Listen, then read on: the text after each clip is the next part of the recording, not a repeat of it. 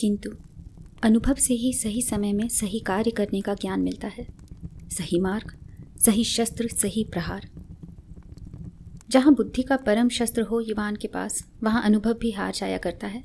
जैसे महाराज जरासंध की मृत्यु असंभव ही प्रतीत होती थी।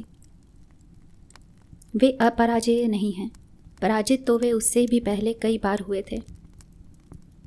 हाँ, सर्वप्रथम एक बालक से, और कोई कल्पना भी नहीं कर सकता था कि जरासंध जैसे व्यक्ति की ऐसी पराजय होगी जिससे वे स्वयं अपने राज्य का इतना विशाल भूखंड किसी किशोर को दे देंगे। उस समय उस बालक की ऐसी अद्भुतता का कोई कैसे भला अनुमान लगा सकता था। केवल इसी कारण उन दोनों देशों में मित्रता बन पाई है। मुझे विश्वास नहीं हो रहा है।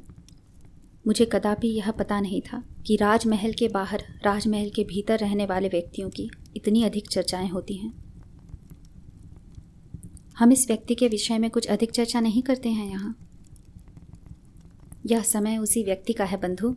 अनुमान है इस समय के उपरांत उसकी कीर्ति पर पूर्ण विराम लग जाएगा।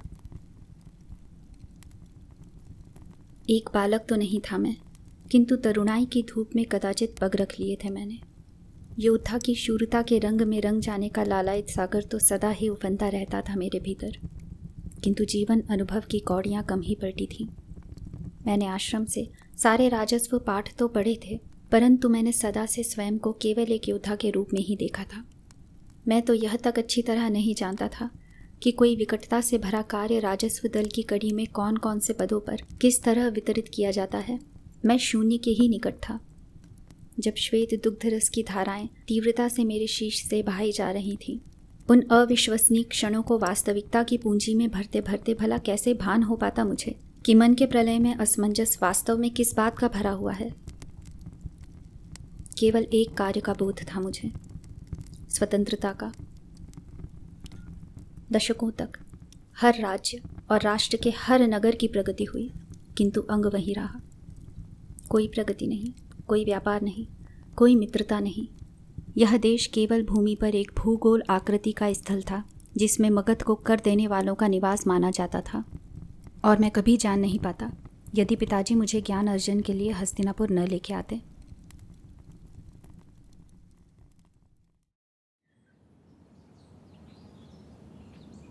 उस नगरी को देखकर मुझे आभास हुआ था कि ग्रह कैसे होते हैं, रथ कैसे होते हैं, व्यापार और विकास क्या होता है।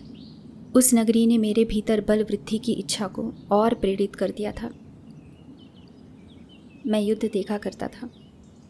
कोई भी ऐसा युद्ध नहीं था जो मगध का हो, और महल से युद्ध स्थल तक जाकर मैंने महाराज जरासंध की युद्ध नीतियों को ना निहारा हो। फिर एक दिन मैंने महाराज को एक भीषण घाव होते हुए देखा। वह दृश्य मेरे चक्षुओं में बहुत स्पष्ट उभरता है। एक पर्वत के ऊपर से एक पाषाण के पीछे छिपे मैंने देखा एक खड्ग को गर्दन की बाईं ओर से हृदय तक उनकी देह काटते हुए। उस समय मुझे वह सर्वाधिक भयावह प्रहार लगा था। मेरी दृष्टि विस्मय से भर उठी थी और मस्तिष्क में विचार तो यही चल रहा था कि अब युद्ध समाप्त हो जाएगा। किंतु फिर मैंने उनका वह घाव भरता हुआ देखा।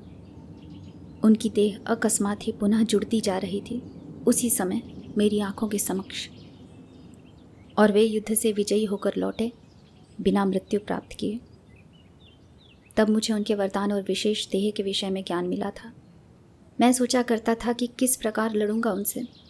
अश्वत्थामा से उनकी विशेषता का कारण पूछता था तो वह बालकों वाली हंसी ठिठोली करते हुए कहता था, तुम्हें क्यों जानना है, तुम युद्ध करोगे उनसे। बालक नहीं था मैं। मुझे उनकी युद्ध तकनीकों को निहारने का, उन्हें समझने का अनुभव था, उनकी सेना आकृतियों का कौशल देखने का। मुझे अनुभव था उनका मृत्यु को मात देते देखने का। और वही थे जिनके कारण मैं इतने वर्ष हर दिन के हर प्रहर अपनी भुजाओं को तोड़ते हुए अभ्यास करता था। मैं सदा से उनसे लड़ना चाहता था। न आयु ने, न सीखे हुए सारे ज्ञान ने मेरे इस तथ्य को परिवर्तित किया, और राज्याभिषेक के उपरांत अंततः मुझे अवसर मिला उस अनुभव को सफल करने का। एक समय आया जो बिल्कुल उपयुक्त था उनसे लड़ने के लिए, परंतु एक बड़ी समस्या थी। वृषाली वर्षों से पाटलिपुत्र तक सारथ्य करते हुए मिट्टी की विशाल वस्तुएं वहां ले जाया करती थी। उसे हर मार्ग, वहां के हर स्थल की, हर व्यापार की जानकारी थी और वह जानकारी बहुत महत्वपूर्ण थी। किंतु जब मैं उसके पास गया तब आभास हुआ था कि उसकी मानसिकता तो किसी और ही दिशा में थी।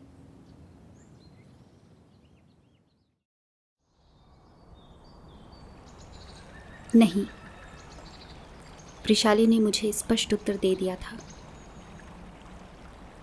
वृषाली, युद्ध बहुत सरल हो जाएगा। मैं अनुमान नहीं लगा पा रहा हूं कि तुम क्यों विपरीत बोल रही हो। मैं युद्ध में भागीदार बनने की इच्छुक नहीं हूं वासु। यह कैसे कह सकती हो तुम वृषाली?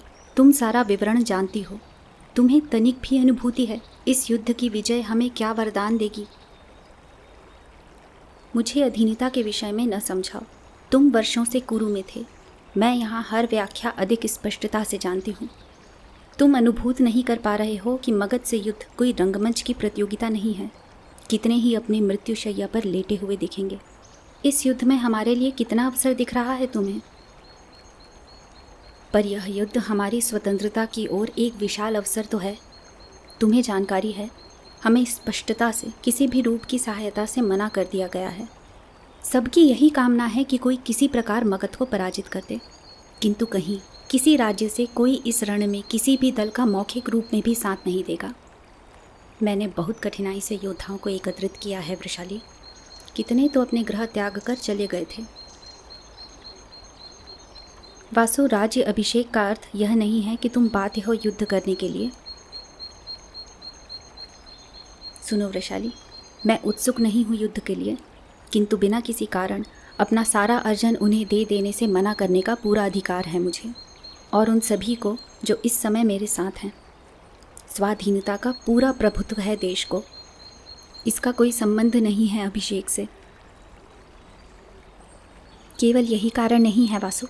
तुमने क्या विश्वास रखा है भीतर कि युद्ध के परिणाम स्वरूप हम कर से मुक्त हो जाएंगे? इस युद्ध के लिए तुम इतनी अडिगता से लीन होकर प्रबंध कर रहे हो कि मुझे तुम्हारी विजय तक की भी संभावना दिखने लगी है। युद्ध में उन्हें हरा भी दो तुम, किंतु क्या तुम राजस्व में उन्हें हरा पाओगे? उसके विचार सही थे। वे इतने बड़े और अनुभवी शासक थे एक विशाल और समृद्ध देश के कि मैं उस समय राजस्व में उनके समक्ष खड़े हो पाने के भी योग्य नहीं था। तुम्हें यह युद्ध सही नहीं लग रहा है? मैंने कहा। मूर्खकारी सा आभास हो रहा है मुझे। मैं जानता था कि हमारी सेना युद्ध अधिक समय तक नहीं कर पाएगी। मुझे किसी तरह महाराज जरासंध तक पहुंचकर उन्हें परास्त करना था और इसी कार्य की तो वर्षों से योजना बना रहा था मैं। अर्थात तुम पाटलिपुत्र के मार्ग नहीं बताओगी। वह बहुत समय तक गंगा के पास जाकर उसकी धारा की ध्वनि सुनती रही और विचार करती रही। मैंने आगे कहा, मुझे भली भांति ज्ञात है कि इस समय मैं राजस्व में सक्षम नहीं हूँ, किंतु इसके अतिरिक्त और कोई विकल्प ही नहीं है।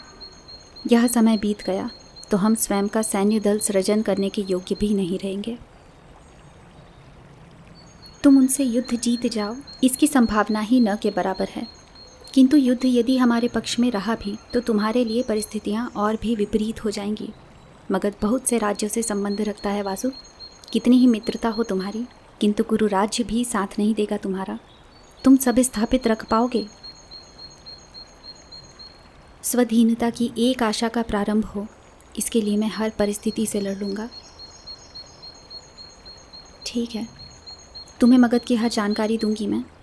चलो जहाँ सब एकत्रित हैं, मैं वहाँ से एक उत्तम मार्ग बताऊंगी जिसमें कोई गुप्तचर नहीं मिलेंगे। किंतु यदि युद्ध जीतने की सक्षमता दिखा दी तुमने, तो यदि ऐसा हुआ, यदि हम विजयी रहे, तो क्या तुम मुझसे विवाह करोगी? एक क्षण की शांति के उपरांत वह तीव्रता से हंसने लगी। जब उसकी हंसी पर थोड़ा विराम लगा तो बोली, मेरा संकेत उन राजाओं की ओर था जो मगध में बंधी हैं। उनसे भविष्य में सहायता मिलेगी तुम्हें? हाँ, मैं उनकी स्वतंत्रता मांगूंगा। वह फिर थोड़ा और हंसी। वसुषेण, यदि तुम इस रण में विजयी रहे तो तुम एक स्वाधीन देश के राजा बनोगे, तब क्या तुम एक सूत कन्या से विवाह करोगे? उसने मेरी बात को बहुत सरलता में तोला, किंतु मुझे वह उसी समय से बहुत अच्छी लगती थी जब मैंने उसे पहली बार देखा था।